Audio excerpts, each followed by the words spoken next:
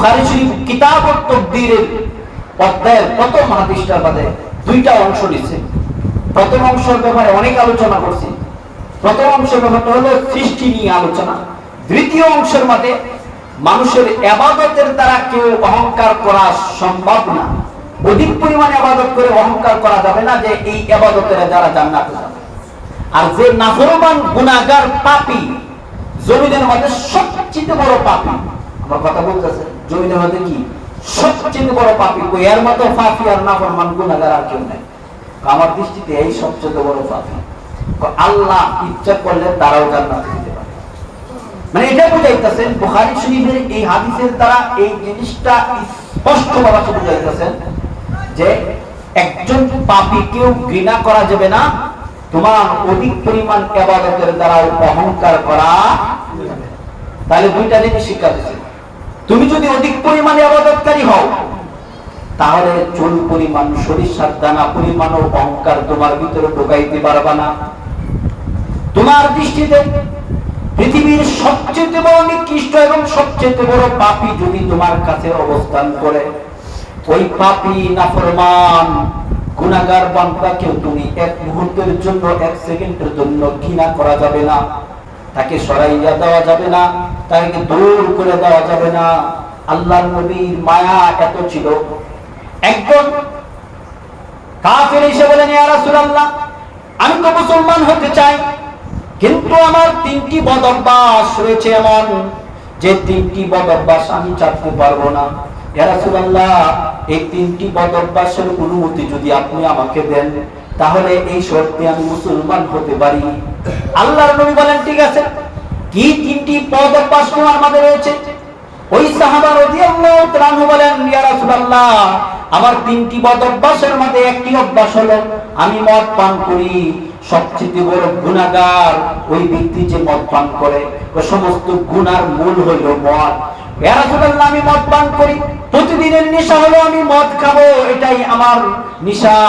দুই নম্বর শর্ত হলো আমি চুরি করি, আমি চুরি নেশা ছাড়া আমি থাকতে পারি না, চুরি করা ছাড়া থাকতে পারি না। ইয়া রাসূলুল্লাহ, আমি চুরি করি। তিন নম্বর হলো প্রতিদিন রাতে আমি নারীদের সাথে জিনায় লিপ্ত হই। ইয়া রাসূলুল্লাহ, আমি জিনা ছাড়তে পারবো না।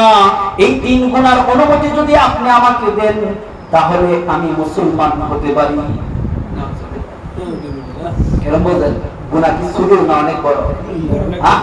আর আমরা মতো মৌলবীর কাছে এক গুনার হাতে কইলে গেলে যা বের হয়ে থেকে মুসলমান হয়ে যায়। কিন্তু আল্লাহর নবীর মায়া, আল্লাহর নবীর মহব্বত, ভালোবাসা কত দিলের ভিতরে। আল্লাহর নবী বললেন, ঠিক আছে, আমি তোমাকে তিন কথার অনুমতি দিলাম। তোমাকে মদ খাওয়ার অনুমতি দেওয়া হলো, তোমাকে চুরি করার অনুমতি দেওয়া হলো, তোমাকে জিনা করার অনুমতি দেওয়া হলো, শর্ত তুমি মুসলমান হয়ে যাও। ওই ব্যক্তি তিন কথার অনুমতি পাওয়ার পর সাথে সাথে মুসলমান হয়ে গেলেন, খুশি আনন্দিত যে আমি একদিক দিয়ে মুসলমান হলাম, অন্য দিক দিয়ে তিন কাজ করার অনুমতি নবীর কাছে পেয়ে গেলাম। এই তিন কথার অনুমতি পায়া সে যখন বাড়ি থেকে রওনা দিলেন, আল্লাহর নবী পিছন দিয়ে মায়া ভরা মন নিয়ে ডাক দিয়ে বললেন, ও বাজান, এইদিকে আমার কাছে আসো। নবীর কাছে দৌড়ে আসলেন, বললেন, আমি তোমার কথাগুলো মানলাম, তোমার শর্তগুলো আমি মেনে নিলাম, এখন আমি তোমাকে ছোট্ট একটা আমল দিতে চাই, এই ছোট্ট আমলটা কি তুমি করবা কিনা? সুবহানাল্লাহ, সুবহানাল্লাহ। বলেন, ইয়া রাসূলুল্লাহ, আপনি আমার এত বড় বড় গুনার কাজের অনুমতি দিয়েছেন, এত বড় বড় কাজের অনুমতি দিয়ে দিলেন, আজকে আপনি একটা ছোট্ট একটা আমল আমাকে বলতেছেন, আমি মানতে পারবো না। ইয়া রাসূলুল্লাহ, আপনি আমাকে বলেন, আমার বাবা মা আপনার উপরে কুরবান হোক, আপনি যা বলবেন, একটা কাজের কথা বলবেন, জীবনটা দিয়ে আপনার কাজটা পূরণ করব। নবীজি ডাক দিয়ে বলেন, কোনো আমল করতে হবে না, কোনো আমল তোমাকে দিব না, শুধুমাত্র একটা কাজ করবা। ও কাজটা কি? জীবনও তুমি মিথ্যা কথা বলবা না। যখন যে তোমাকে যে বিষয় সম্পর্কে জিজ্ঞাসা করে, প্রশ্ন করে, তুমি শুধুমাত্র সত্য কথাটা বলবা। আল্লাহর নবী সামান্য ঔষধ, সামান্য অ্যান্টিবায়োটিক ঔষধ ওই ব্যক্তির গায়ে দিয়ে চাপিয়ে দিলেন, শরীরের ভিতরে একটু অ্যান্টিবায়োটিক দিয়ে দিলেন। এখন এই অ্যান্টিবায়োটিক নিয়ে যখন সে রওনা হলো, সন্ধ্যা যখন গণায় আসছে, মদের আসরে সমস্ত বন্ধু বান্ধবরা বৈশা গেলেন, তার জন্য অপেক্ষা।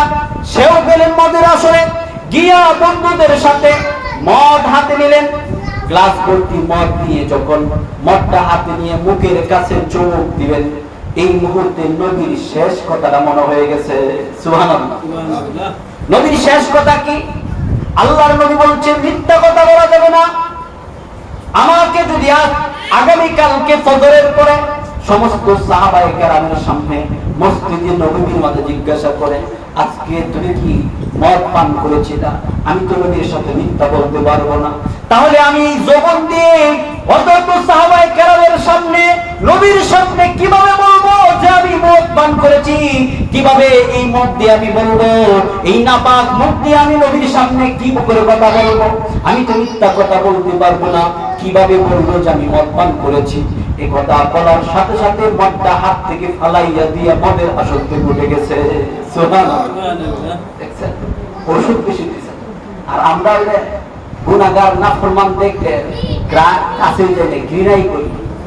একজন ব্যক্তি যদি অপরাধ করে নাই, তার উপরে যদি কোনো অপরাধ চাপিয়ে দেওয়া হয়, এমন ভাবে তারে ঘৃণা করি, তার সাথে সাক্ষাৎ বন্ধ করে দেই, তার সাথে কথাবার্তা বন্ধ করে দেই, তারে দেখলে মুখটা অন্য দিকে ফিরাইয়া নেই। অথচ আল্লাহর নবীর কাছে বললেন যে, ইয়া রাসূলুল্লাহ, আমাকে তিনটি কাজের অনুমতি দিতে হবে। একটা না, দুইটা না, তিনটি কাজের অনুমতি দিতে হবে। এক নম্বর, আমাকে মদ খাওয়ার অনুমতি দিতে হবে।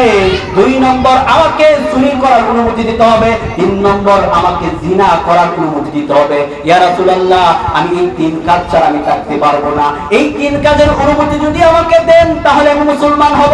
আল্লাহর নবী বলেন, ঠিক আছে, আমি তোমাকে মদ খাওয়ার অনুমতিও দিলাম, আমি তোমাকে চুরি করার অনুমতি দিলাম, তোমাকে আমি জিনা করার অনুমতি দিলাম, কিন্তু শর্ত হলো তুমি মিথ্যা কথা বলতে পারবা না। আর আমরা কি করলাম? ধুম করে কাঁদায় দিলাম। দেখেন নবী মায়া, কত মায়া! এমনি এমনি ইসলাম এই জাহিলি যুগের মধ্যে, বর্বর যুগের মধ্যে, যেই যুগের মধ্যে নিজের মেয়েটাকে, কলিজার টুকরা মেয়েটাকে জিন্দা কবর দিত, এমন একটা যুগের মধ্যে এমনি এমনি সকল মানুষদেরকে মন জয় করে নিছে নবী। এমনি নিছেন, খুব কষ্টের বিনিময় নিছে, খুব হিকমতের বিনিময় আল্লাহ তাআলা এই দিনটাকে কায়েম করেছে। আজকে দেখেন উলামায়ে কেরাম, যুবক ছেলেরা বাউ হইল, কুরবানির আগে থেকে বাউ হইল, বক্স আনবে, গান বাজাবে, গান বাজাইয়া, ট্যাক্স বাজাইয়া নাচানাচি করে গুনার কাজ করবে, হাজার হাজার মুসলমানদের দিলের মধ্যে কষ্ট দেবে। আরে ওলামারা ওই দিন থেকে মেহনত আরম্ভ করলো, ছেলেদের পিছে মেহনত করার পরে এক পর্যায়ে ছেলেদেরকে সন্তুষ্ট করার জন্য বক্স রেখে তাদের সাথে নিজেরাই গেলেন। আজকে এটাও ব্যাপারে সমালোচনা যে হুজুররা বলে বুড়া হবে না, হুজুররাই যুবকদেরকে নিয়ে যা। হ্যাঁ, ইসলামটা এমনি হয় না।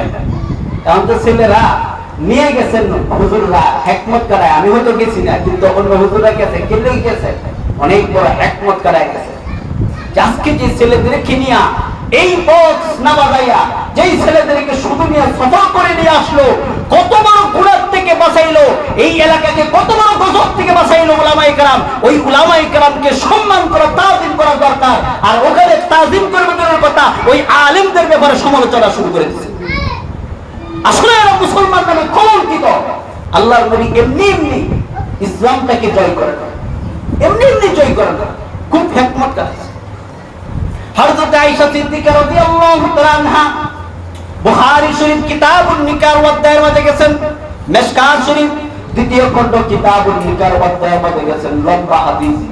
মসজিদ মদিনার মধ্যে যখন আয়েশার নেতৃত্বে একটা নারীকে বিবাহ দিলেন, আয়েশা রাদিয়াল্লাহু তাআলা কনেকে যখন উঠাইয়া দিলেন, আল্লাহর নবী রাত্রে আয়েশা জিজ্ঞাসা করলেন, ও আয়েশা, তুমি কি ওই নারীর সাথে গায়িকা মহিলা, গানের মহিলা দিছো কিনা?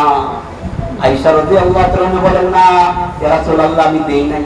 আল্লাহর নবী একটু গরম হয়ে দমক মারলেন, আয়েশা তুমি দিলা না কেন? গান পছন্দ করে বুঝো না? আল্লাহর নবী যখন মদিনার মধ্যে প্রথম ঢুকলেন, নবীকে আগমন দেওয়ার জন্য তারা বিভিন্ন ধরনের গান গাওয়া আরম্ভ করলেন।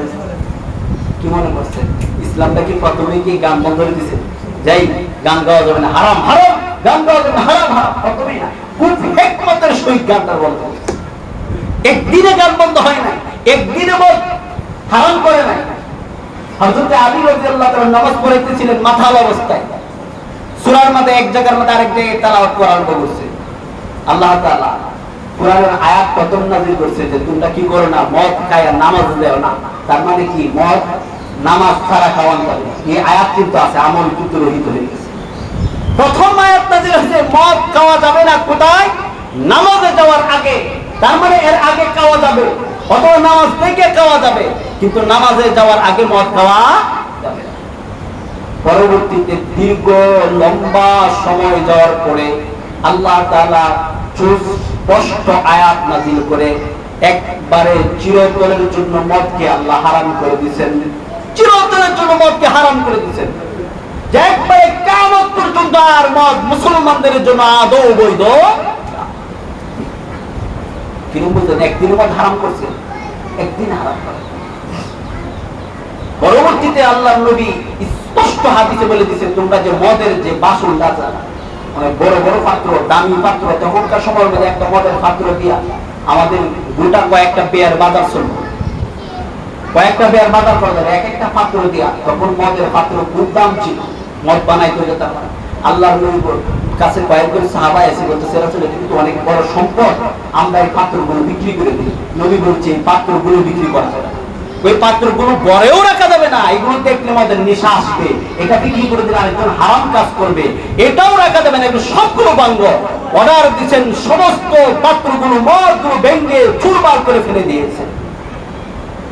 আর যদি প্রথমে গিয়ে মদিনাতে বলতো মদ হারাম হারাম, প্রথমে যদি বলতো, তোর ওই ব্যক্তির ঘটনা হইতো। ঘটনা কি? একটা ছোট্ট ঘটনা মনে হয়েছে। এক বেচারারে এক আফ্রিকার জঙ্গলের এমনও প্রদেশ এখন আছে, ইউটিউব বা মোবাইলে সার্চ দিলে পাবে, যারা এখনো কাফেরকে চিনে না। আফ্রিকার জঙ্গলে এখনো এমনও দেশ আছে, উলামায়ে কেরাম দাওয়াত দিয়ে গেছেন। কিছুদিন আগে একটা কারগুজারি বলছেন, যিনি আফ্রিকার জঙ্গলে দাওয়াত নিয়েছেন, উনা কারগুজারিতে ওনাদের সাথে আরো কয়েকজন আলেম, বুজুর্গ আলেম আফ্রিকার জঙ্গলে যখন ঢুকছেন, সাথে সাথে জঙ্গলি মানুষ তাদেরকে বন্দী করে ফেলছে।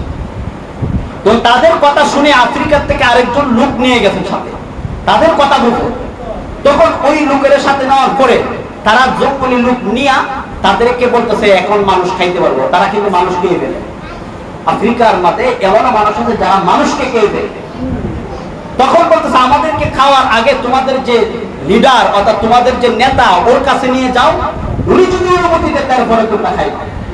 তো তার কাছে নিয়ে গেছে, নিয়ে যাওয়ার পরে গিয়ে দেখে তাদের লিডার হইল একজন মুরব্বী, বয়স্ক, অনেক প্রবীণ বয়স্ক মুরব্বী মহিলা। চোখেও ঠিক মতো দেয় না, এভাবে চোখটা মেলায় মেলায় দেখে। বয়স্ক মহিলা আসছে, আসার পরে বলতেছে তোমরা কারা? আমরা তো আসছি একদিনের মেহনত, কালিমার এক দাওয়াত নিয়ে আসছি। বলছে তোমরা খারাপ, তোমরা কোন কিতাবের দাওয়াত দিচ্ছি, তোমরা খারাপ। এই কথা বলে তার কানটার ভিতরে ঢুকছে, ঢুকে কোরআনের একটা নুকসা, কোরআন শরীফের একটা নুকসা, কোরআন একদিন দুই দিনের আগে না, ওই 1400 বছর আগের যে নুকসা, সাহাবায়ে কেরামের যে নুকসা ছিল, ওই কোরআনের নুকসা নিয়ে আয়েশা এই আলেমের হাতে দিয়ে বলতেছেন যে এই কিতাবের দাওয়াত তোমরা দিতেছ। আলেমের চোখ দিয়ে পানি বের হয়ে বলতেছেন, হ্যাঁ মা, আমি এই কিতাবের দাওয়াত নিয়ে আসছি। তখন ওই মুরব্বী মহিলা কাঁদতেছিলেন আর বলতেছিলেন, এই নুকসাটা আমার বাবা আমার হাতে দিয়ে গেছেন, আমার বাবার হাতে আমার দাদা দিয়ে গেছেন, দাদার হাতে বড় দাদা দিয়ে গেছেন, এইভাবে যুগের পর যুগ এই নুকসাটা চলে আসছে। আর নুকসাটা দেওয়ার সময় আমার বাবা একটা ওসিয়ত করে গেছেন, তাদেরকে তারা ওসিয়ত করে গিয়েছিলেন। ওসিয়তটা কি? যে এই নুকসার দাওয়াত মেনেওয়ালা কোন লোক যদি কোনোদিন তোমাদের কাছে আসে, কোনদিন যদি তোমাদের কাছে আসে, তাহলে তোমরা আর কোনো প্রশ্ন বা কোনো কৈফিয়ত করবা না, সাথে সাথে তাদের কথা মেনে নিবা। সুবহানাল্লাহ। সাথে সাথে তারা কি করছে, ওই জায়গার মানুষগুলো মুসলমান হয়ে গেছে, ওই জায়গার মানুষগুলো সাথে সাথে মুসলমান হয়ে গেছে। এই মেহনতের কাজ এখনো আলেম ওলামারা আফ্রিকায় চলাইতেছে। আফ্রিকায় এমন একটা প্রদেশ, এমন একটা জঙ্গল, যেটার মধ্যে এখনো পর্যন্ত কোনো মানুষ ঢুকতে পারে না, মানুষ ঢুকতে পারে না। এখনো পর্যন্ত এমন জায়গা রয়েছে যারা এই আধুনিকের যুগের ছোঁয়া পর্যন্ত লাগে না। তারা মোবাইল দেখছে না, তারা কারেন্ট কি দেখে নাই, তারা গাড়ি কিটাকে নাই, তেলের জায়গা কিটাকে নাই, এমন জায়গা আফ্রিকার জায়গায় রয়েছে। তো এমন একটা প্রদেশের মধ্যে একজন মাওলানা সাদ ইমামতি করতে গেছে, যে ঘটনা বলতেছিলাম। মাওলানা সাদ গিয়ে দেখেন মুসল্লি সব উলঙ্গ, বেড়া উলঙ্গ, বেডি উলঙ্গ। অনেকে বেড়া ফটো আরম্ভ করছে, এই যে কি নামাজ পড়ায় তাই সব তো হারামের মধ্যে আছে, এই সব উলঙ্গের মধ্যে আছে, হারাম হারাম উলঙ্গ টাকা তো হারাম। এই ফটো যখন দিয়েছে বেড়ানের রাগে দিছে ইমাম সাহেবের দৌড়। সেই ইমাম সাহেব দৌড়কে দৌড়তেছে আরেক ইমাম সাহেবের সাথে সাক্ষাৎ বলতেছে, তুমি দৌড়ো গেলে বাড়ি করে জায়গায় গেছিলাম ইমামতি করতাম, গিয়া দিয়ে সব উলঙ্গ বলছি উলঙ্গ থেকে আমরা দিছে দৌড়ান, এই জায়গার মধ্যে আমারই জানি দরকার। তো যাও দৌড়ান খাইবার মাইকটা খায় নিজের জীবনটা দিয়ে আসবা। তখন সে আসছে, ওই দ্বিতীয় লোক আসছে, আইসা বলতেছে মাশাআল্লাহ মাশাআল্লাহ, আইসা কত মাশাআল্লাহ বলতেছে যে আপনাদের পোশাকের মতন পোশাক দরকার আছে, কারণ আপনাদের পোশাক তো স্বয়ং আল্লাহ পরাই দিছে, স্বয়ং পরাই দিছে আল্লাহ পরাই দিছে। আপনাদের পোশাকটা তো উত্তম পোশাক। এই ফার্ম দেওয়ার পরে বা এই কথা বলার পরে আপনার সবাই তো ওই হুজুরের লেগে পাগল হয়ে গেছে, এই হুজুরই আমাদের দরকার, ভাই হুজুরে আমাদের দরকার। কেউ ঠিক করছে, হ্যাঁ মোটামুটি তাদের সাথে সম্পর্ক ভালো সম্পর্ক হয়ে গেছে, এরাও হুজুরের সাথে সম্পর্ক হয়ে গেছে। লম্বা ঘটনা, একদিন ছুটি নিবে, লম্বা ছুটি নিবে, বলতেছে হুজুর, হুজুর বলতেছে যে লম্বা ছুটি নিয়ে যাবে। এখন আমি তো ছুটি নিতে চাই, যাওয়ার আগে আমি লম্বা ছুটি নিতে চাই, যাওয়ার আগে আপনাদের এলাকার সবচেয়ে সুন্দর মেয়েটা আর সুন্দর ছেলেটা আমার দরকার। কেন? একটু দাঁড় করেন, তারে আমার একটু মাপ নেওয়ার দরকার। সবচেয়ে সুন্দর মেয়েটারে এবং সুন্দর ছেলেটারে আনলেন, মাপ নিলেন, নিয়া সবচেয়ে আকর্ষণীয় পোশাক শহর থেকে বানাইয়া নিয়ে গেলেন, নিয়া তারারে পড়াইয়া দিয়া সবার কাতারে কারা বসছে, ছেলেটারে আর মেয়েটারে দাঁড়া বলতেছে, দেখেন তো আপনাদের মধ্যে কারে সুন্দর লাগে। যারা যে দুইজন পোশাক পরছে তারা সুন্দর, আর যারা আপনারা পোশাক পরেন নাই তারা সুন্দর। বলতেছে যারা পরছে আর তো সুন্দর লাগতেছে। ওই সুন্দরটা কে কে চায়? সবাই হাত তুলছে, আমরা চাই। চাইন তো চাইলে আগামী দিন যাব আপনাদের সকলের জন্য পোশাক নিয়ে। এইভাবে আস্তে আস্তে দেখা যায় তাদের গায়ে পোশাক জড়াই নেয়। এক পর্যায়ে তাদের যখন তাদের প্রতি আস্থা বিশ্বাস হয়ে গেল, হুজুরের প্রতি তার আস্থা বিশ্বাস হলো, এখন হুজুর যা বলে তখন তারা জীবনটা দিয়ে তা মানে। তখন বলতেছে যে মহিলারা আর ছেলেরা একসাথে নামাজ পড়া যাবে না, আলাদা হয়ে যেতে হবে। মহিলাদের থেকে পুরুষরা, হ্যাঁ পুরুষদের থেকে মহিলারা পর্দা করতে হবে। কথা বলার সাথে সাথে তারা পর্দা আরম্ভ করে দিচ্ছে। সুবহানাল্লাহ। এখন যদি প্রথমে গিয়ে বলতো এই হারাম, একসাথে উলঙ্গ মেয়ে ছেলে একসাথে থাকা হারাম হারাম, এই কথা যদি প্রথমে ফতোয়া দিত তো ওই প্রথম ব্যক্তির মতো সেও দৌড় খাইতো না, খাইতো নি? আল্লাহর নবী ঠিক তদ্রূপ ভাবে, এই কথাই বলতেছিলাম, আমার নবী ঠিক তদ্রূপ ভাবে এই আইয়ামে জাহিলিয়াত যুগে আইসা এই উলঙ্গহীন মানুষদেরকে, বস্ত্রহীন মানুষদেরকে, এইদেরকে বস্ত্র আল্লাহর নবী দিলেন। এই খারাপ পথের প্রতীকদেরকে আল্লাহ নবী আলো নিয়ে এসে আলো জ্বলাই দিলেন প্রত্যেকটা ঘরে ঘরে। এমনি এমনি হয় না, ইসলামটা এত সহজে আসে না, অনেক কষ্টের বিনিময়ে নবী এই ইসলামটা দিয়েছেন। এই কথাই আমি প্রথমে যে ঘটনা আনলাম, যে ব্যক্তি প্রথমে আইসা 3 কথার অনুমতি চাইছেন, কয় কথা মনে আছে তো? মূল মনে রাখা লাগবে, উদাহরণ প্রয়োগ করে যদি মূল জিনিস বলে দেন তাতে কাম হতো না। কয় কথার অনুমতি চাইছিলেন? 3 কথা। কয়টার অনুমতি চাইছিলেন? আর 3টার না, এর চেয়ে আর ছোট গুনার অনুমতি যদি কেউ চায়, কয় যে হুজুর আমরা মুসলমান হইতাম চাই, এর থেকে ছোট একটা গুনার কথা কইছে, আমি গুনাহটা করব কিন্তু মুসলমান হইতে চাই, বানাইবেন না? দৌড়ায় দিব। দেখেন আল্লাহর নবীর কাছে 3টা গুনার অনুমতি চাইছেন, একটা দুটা না। 1 নম্বর বলতেছে ইয়া রাসূলুল্লাহ, আমি চুরি করি, মদ খাই, আমার মদের অনুমতি দিতে হবে। 2 নম্বর, আমি চুরি করি, চুরি করার অনুমতি আমাকে দিতে হবে। 3 নম্বর, আমি জিনা করি, প্রতিদিন জিনার মাঝে আমি লিপ্ত হই, প্রতি রাতে আমি জিনা করি, আমার জিনার অনুমতি আমাকে দিতে হবে, তাহলে আমি মুসলমান হইয়াম। এই কথার অনুমতি দিলেন, নবীজি মুসলমান বানাইলেন। তাকে পাঠানোর আগে একটা সবক দিয়ে দিলেন, একটু অ্যান্টিবায়োটিক ওষুধ তার শরীরে পুশ করে দিলেন। অ্যান্টিবায়োটিকটা কি?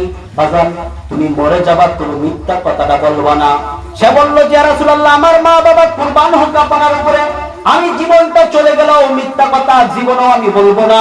এই কথা স্বীকৃতি দিয়া যখন সে রাস্তা থেকে বের হলো, সন্ধ্যার সময় যখন মদের আসরে গেলেন, ও বাজান মদটা যখন মুখের মাঝে নিবেন, এই মুহূর্তে নবীর শেষ আমলের কথাটা মনে হয়ে গেল। আল্লাহর নবী তো বললেন মিথ্যা কথা বলা যাবে না। তাহলে আমি নবীজির সামনে, সাহাবায়ে কেরামের সামনে, মসজিদে নববীর ভিতরে দাঁড়াইয়া আমি কিভাবে বলবো, এই জবান দিয়ে কিভাবে বলবো যে আমি মদ আজকে খেয়েছি? সুবহানাল্লাহ। কিভাবে বলবো? তার বিভাগের তাড়না দিয়েছে, তার বিভাগ তাকে নাড়া দিয়েছে, তার বিভাগ দিয়ে সে মদ ছেড়ে দিলেন, মদ ছেড়ে দিয়ে উঠে আসে। এখন চুরি করতে এক বেলার ঘরে ঢুকছেন, চুরির মাল মাথায় নিয়ে যখন ঘর থেকে বের হবে, সাথে সাথে নবীর ওই শেষ আমলের কথাটা মনে হয়ে গেল। আজকে যদি নবী জিজ্ঞাসা করেন আমি কিভাবে বলবো মুখ দিয়া, এত এত সাহাবায়ে কেরামের সামনে যে আমি চুরি করছি, মানুষের মাল নিয়ে গেছি, আমি একজন চোর, আমি তো মিথ্যা কথা বলতে পারবো না। এই কথা মনে হওয়ার সাথে সাথে মালগুলো মালিকের কাছে দিয়া সে আবার ঘর থেকে বের হয়ে যায়। এখন তৃতীয় গুনাহ, অর্থাৎ আরেকজন নারীর কাছে গেলেন, নারীর কাছে গিয়া তা হয়ে গেছে, এখন জিনার মাঝে লিপ্ত হয়ে যাবে। এমন এক পরিস্থিতি আল্লাহর নবীর শেষ কথাটা মনে হয়ে গেল। আল্লাহর নবী বলছেন তুমি মিথ্যা কথা বলতে পারবা না। নবী যদি আজকে জিজ্ঞাসা করে যে তুমি মিথ্যা, তুমি কি জিনা করেছো কিনা, আমি কিভাবে বলবো এরকম একটা নাফরমান কাজ আমি করেছি? সাথে সাথে ওই মহিলার কাছ থেকে উঠে সরে চলে আসে। সারাদিন আর চুরিও করে নাই, মদও খাই নাই, জিনাও করে নাই। ফজরের পরে যখন সাহাবায়ে কেরাম একত্রিত বয়ানের মধ্যে বসলেন, আল্লাহর নবী ওই সাহাবাকে ডাক দিয়ে দাঁড়া করলেন। দাঁড়া করার পরে মসজিদ নবীর মধ্যে তাকাইয়া দেখেন সে জর করে কাঁদেন, আর শরীরগুলো কাঁপতেছিলেন আর জর করে কাঁদতেছিলেন। আল্লাহর নবী বলেন ও আমার প্রিয়তম সাহাবা, তুমি কি আজকে চুরি করেছো? কান্দে আর বলে না রাসূলুল্লাহ আমি চুরি করতে পারি নাই। তুমি কি জিনা করেছো? ইয়া রাসূলুল্লাহ আমি তো জিনা করতে পারি নাই। ইয়া রাসূলুল্লাহ আমি তো মদও খাইতে পারি নাই। কে তোমাকে বাধা দিয়েছে? আপনার একটা সবক সত্য কথা, আমাকে সমস্ত হারাম কাজ থেকে আল্লাহ হেফাজত করছে। সুবহানাল্লাহ। তাহলে নবী যদি ওই দিনে যদি ইচ্ছা করতো যে তোরা মুসলমান বানাইবো না, তাহলে এই লোকটা কি ইসলামের ছায়ার তলে আসতে পারতো? এই জন্য কথাটা বলতেছিলাম। আমার যে আজকে প্রথম যে সবকটা হলো বুখারী শরীফ তৃতীয় খণ্ড কিতাবুত তাকদীরের মধ্যে যে হাদিসটা গেছে, আলোচনা কিন্তু আবার পিছন দিকে যাইতেছে, কারণ মূল যেখান থেকে আসছে। দুই ব্যক্তি, এক ব্যক্তি হলো অধিক পরিমাণ পরহেজগার, যা তার মতো বুজুর্গ আর পৃথিবীতে কেউ নাই। আরেক ব্যক্তি হলো তার মতো পৃথিবীতে গুনাহগার, পাপী, নাফরমান আর কেউ নাই। কোন নাফরমানকে দেখে ঘৃণা করা যাবে না, আর নিজে বুজুর্গ আলেম বা বড় শায়েখ হওয়ার পরে, বড় বুজুর্গ হওয়ার পরে নিজের ইবাদত নিয়ে অহংকার করা যাবে না। কারণ বুখারী শরীফের হাদিসে বলছেন যে এক ব্যক্তি নেক আমল করতে করতে জিরাআন শব্দের অর্থ হাত বা গজ,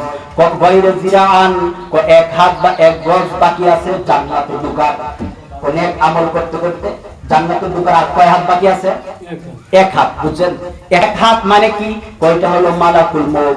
এই মুহূর্তে মউত তার কাছে আসবে, জানটা বের করে নেবে, আর সাথে সাথে সে জান্নাতের ঘোষণা পাবে আর জান্নাতের ভিতরে ঢুকবে।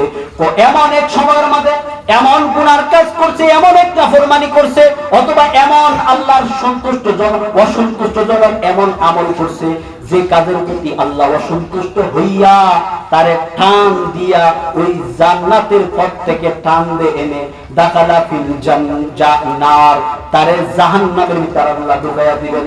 নাউজুবিল্লাহ। তাহলে সারা জীবন ইবাদত করে শেষ মুহূর্তে যদি বেঈমান হয়ে যা, শেষ মুহূর্তে আল্লাহর অসন্তুষ্ট হয়ে যা, তাহলে তারে সারা জীবনের আমল সব শেষ করে জাহান্নামে দিতে পারে। এই জন্য বলছি তোমার বুজুর্গ হও, তোমার আল্লাহর ওলি হও না কেন, তোমার ইবাদত নিয়ে এক সেকেন্ড অহংকার করার কোনো যাবে না। দুই নম্বর বিষয় হলো যে রাসূল এরপরে হাদিস হলো বাইরে জিরাআন, মানে এক হাত বাকি আছে জাহান্নামের আমল করতে করতে জাহান্নামে কিনারে পৌঁছে যায়গা। তো জাহান্নামের কিনারে পৌঁছে গেছে, এমন অবস্থায় যখন পাড়া পিছন দিব তখনই জাহান্নামের ভিতরে ঢুকে যাবে। অর্থাৎ এক হাত বাকি আছে জাহান্নামে ঢোকার। কয় হাত বাকি আছে? এক হাত বাকি। এক হাত বাকি কি? মরণ আসবে তো জাহান্নামে ঢুকবে। এমন এক পরিস্থিতিতে যদি কোনো এমন একটা আমল সে করে ফেলে, আর একটা আমল যদি আল্লাহর দরবারে কবুল হয়ে যায়, তাহলে আল্লাহ ওই জাহান্নামের কিনার থেকে টান দিয়ে এনে দাখালাতুল জান্নাহ ও তার জান্নাতের ভিতরে ঢুকাই দিবেন। সুবহানাল্লাহ। বাস্তব ঘটনা, বনি ইসরাইলের একটা ঘটনা বলছেন, ওই জিনাকুর নারীর ঘটনা, যে নারী নাকি দেহ ব্যবসা করত। সামান্য একটা পিপাসিত কুকুরকে সে পানি খাওয়াইছিল। কেন? সে আল্লাহর সৃষ্টি মনে করে পানি খাওয়ানোর কারণে আল্লাহ তাআলা তারে মাফ করে দিয়া, অতীতের সব গুনাহ মাফ করে দিয়া তারে জান্নাতে ঢুকাই দিয়েছেন। এজন্য আসুন, এই সমস্ত কিছু ভাবে, অর্থাৎ শেষ আমল কার খারাপ হয়, কার বালা হয়, কিভাবে নষ্ট হয়। অনেক সময় বড় বড় পরহেজগার আল্লাহ ওয়ালারাও জীবনের সব আমল নষ্ট করে দেয় কোরআন এবং হাদিসের বিরুদ্ধে করার কারণে। এবং কোরআন এবং হাদিসের দ্বারক বাহক যারা, তাদের সাথে শত্রুতা করার কারণে জীবনের সব আমল নষ্ট হয়ে যায়। আপনি দেখবেন, কোন আলেমের সাথে যদি কেউ বেয়াদবি করে, আলেমরা যদি কষ্ট দেয়, উস্তাদরা কষ্ট দেয়, কোন প্রতিষ্ঠানে আপনার সন্তানকে পড়াইতেছেন, সে যে কোনো শিক্ষকই হোক না কেন, সে যে লাইনের শিক্ষক হোক না কেন, উস্তাদের সাথে বেয়াদবি করে, ওই লাইনের শিক্ষার শেষ মাকসাদ পর্যন্ত আপনার সন্তান জিন্দেগিতে পশ্চিম কালো পর্যন্ত করতে পারে। এটাই চূড়ান্ত সিদ্ধান্ত, এটাই চূড়ান্ত বাস্তবতা। হযরত ইমাম আবু হানিফা রাহমাতুল্লাহি আলাইহি, যুগ শ্রেষ্ঠ আলেম, যুগ শ্রেষ্ঠ বুজুর্গ, এত বড় মাফের ইমাম কিভাবে হয়েছে? সামান্য কুরবানি বা সামান্য কারণে তিনি ইমাম আবু হানিফা হয়েছেন। তার ইতিহাস এবং কারগুজারিতে শোনা যায়, তিনি জীবনে দুইজন উস্তাদের কারগুজারি শুধু বলতেছি। একজন উস্তাদের কারগুজারি হলো, তিনি যখন মরুভূমির রাস্তা দিয়ে হাঁটতেন, তখন জুতা কেনার মতো পয়সা তার হাতে ছিল না, এত অভাবগ্রস্ত ছিল। সেই ইমাম আবু হানিফা রাহমাতুল্লাহি আলাইহি যখন তিনি মরুভূমির রাস্তা দিয়ে হাঁটে, তখন কাঁধ দিয়ে গিয়ে বুড়া আঙ্গুল উপরে ভর দিয়ে আসে, কারণ মরুভূমির বালু অত্যন্ত উত্তপ্ত হয়ে যায়। এই পরিস্থিতি থেকে উস্তাদ তার প্রতি মায়া আসছেন, উস্তাদের এক জোড় জুতা ওই আবু হানিফাকে দান করছেন, ইমাম আবু হানিফা রাহমাতুল্লাহি আলাইহি। ইমাম আবু হানিফা রাহমাতুল্লাহি আলাইহি তার জুতাগুলো নিয়ে পরিষ্কার করলেন, দুইটা জুতা ছিঁড়ে একটা সুন্দর করে রাউন্ড করে কাপড়ের জুতা রেখে রাউন্ড করে একটা মাথার টুপি বানাইলেন। ইমাম আবু হানিফা রাহমাতুল্লাহ চিন্তা করলেন যে আমার উস্তাদের পায়ের জুতা, এই জুতাগুলো আমার পায়ে লাগবে, এটা সবচেয়ে বড় বেয়াদবি, এটা আমার জন্য চরম পর্যায়ে বেয়াদবি। আমার উস্তাদের জুতা তো আমার পায়ে লাগতে পারে না, আমার উস্তাদের জুতা লাগবে আমার মাথায়। এই জন্য ইমাম আবু হানিফা রাহমাতুল্লাহি আলাইহি নিজে তার উস্তাদের জুতাগুলো ধুয়ে এই সুন্দর করে টুপি বানায় মাথায় করে আসলেন। পরের দিন যখন ইমাম আবু হানিফা মরুভূমির রাস্তা দিয়ে আবার লাফায় লাফায় আসে, উস্তাদ জানালার দিকে তাকাইয়া দেখেন আজকে আমার ছাত্র আমার জুতানি করে আসবে, দেখলে আমার হৃদয়টা জুড়াইয়া যাবে। দেখেন না, ইমাম আবু হানিফা আবার লাফায় লাফায় আসলেন। উস্তাদরা গান্বিত হইয়া মনের মধ্যে কষ্ট নিয়ে বসে রইলেন যে এটা তার স্বভাবই মনে হয় এভাবে আসা। ইমাম আবু হানিফা যখন আসলেন, তার দিকে মুখ ফিরাই না। ইমাম আবু হানিফার দিকে ধমক দিয়ে বললেন যে তোমাকে দুই জুতা দিলাম, এই জুতা কই, তোমার কোথায় রাখছো জুতা, কি করছো? বলতেছেন উস্তাদ আপনার জুতাগুলো আমার পায়ে লাগবে, এটা আমার জন্য বেয়াদবি, সবচেয়ে বড় বেয়াদবি। এই জন্য আপনার পায়ের জুতাগুলো সুন্দর করে দিয়ে দুইটা জুতাকে রাউন্ড দিয়ে দেখেন আমার মাথার টুপি বানাইয়া নিয়ে আসলাম। আপনার পায়ের জুতা কখনো আমার পায়ে লাগতে পারে না, আপনার পায়ের জুতা আমার মাথায় লাগাইয়া দিলাম। এই তো বেঈমান হবে যখন কোন আলেমদের সাথে এক বুগজ রাখবে। কোন আলেমকে বুগজ করা মানে কি? নবীর সাথে বুগজ করা। নবীর সাথে বুগজ করা মানে কি? স্বয়ং আল্লাহর সাথে করা। রাসূলুল্লাহ সাল্লাল্লাহু আলাইহি ওয়াসাল্লাম ইন্নাল উলামা ওয়ারাসাতুল আম্বিয়া, সমস্ত উলামায়ে কেরাম সমস্ত নবীদের ওয়ারিস। দেখেন আল শব্দের অর্থ ইস্তিকরাক, যারা আরবি গ্রামার বুঝেন তারা বুঝবেন আলিফ লাম ইস্তিকরাক। আলিফ লাম ইস্তিকরাক মানে এমন একটা আলিফ লাম যে এক জাতীয় সব যা জিনিস আছে সব প্রবেশ করে। তা আল উলামা মানে দুনিয়ার বুকে যত আলেম চলে গেছে, বর্তমানে আছে, ভবিষ্যতে আসবে, সব আলেমদের বোঝাইছে। এবং আল আম্বিয়া মানে যত আল আম্বিয়া আছে, অর্থাৎ হযরত আদম নবী থেকে নিয়ে আমাদের নবী পর্যন্ত পরও যে নবীরা আসবেন সমস্ত নবীদেরকে বুঝাইছেন আম্বিয়া। ও সমস্ত নবীদের ওয়ারিস সমস্ত আলেমরা। সুবহানাল্লাহ বলেন। আল্লাহ বলেন আপনার ওয়ারিস মানে কি? আপনার নিকট আত্মীয় তো ভাই, আপনি মারা যাওয়ার পরে আপনার সম্পত্তি আপনার কাছের লোক হইতো না, আপনার বোন পাবে, আপনার ভাই পাবে, আপনার সন্তান পাবে। অমুক জায়গায় শুনছেন আপনার সন্তানটা গালি দিছে, আপনি বলে মুসলিম হাসবেন না, এরকম মনে কষ্ট পাবে। সেই আলেম যেমনই হোক না কেন, সেই হাফেজ কুরআন যেমনই হোক না কেন, সেই ব্যক্তি যেমনই হোক না কেন, সে তো নবীর ওয়ারিস। আমি তার চরিত্রকে মহব্বত করি না, তার আখলাককে আমি মহব্বত করি না, তার সুরতকে আমি মহব্বত করি না, তার লেবাসকে আমি মহব্বত করি না, তার ভিতরে যে আল্লাহ কুরআন দিয়েছেন, তার ভিতরে যে আল্লাহ হাদিস দিয়েছেন, তার ভিতরে যে নবীর যে কালাম দিয়েছেন, আমি তার ওই কালামটাকে মহব্বত করি, তার ওই ভিতরে সিনার ভিতরে কোরআনটাকে মহব্বত করি। যদি কোন আলেমের সাথে বেয়াদবি করা হয়, তো মৃত্যুর আগে হইলেও তোমার ঈমান নসিব হবে না। আলেম ওলামাদেরকে মহব্বত করি, তাহলে কি হবে? আল্লাহ রাসূল সাল্লাল্লাহু আলাইহি ওয়াসাল্লাম শেষ হাদিসগুলো তর্জমা বলেন, আলোচনা শেষ করে দিয়েছে এখানে।